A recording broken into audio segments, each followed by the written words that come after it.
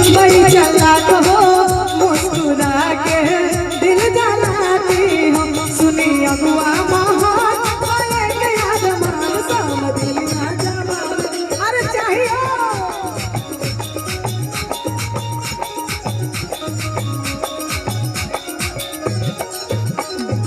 और कहते रहे। क्या बात है, क्या बात है।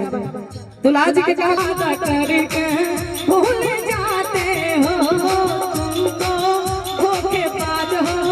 वादा करके भूल जाते हो, रोज रोज तुम तो सनम ऐसे करोगे, रोज रोज तुम तो सनम ऐसे करोगे।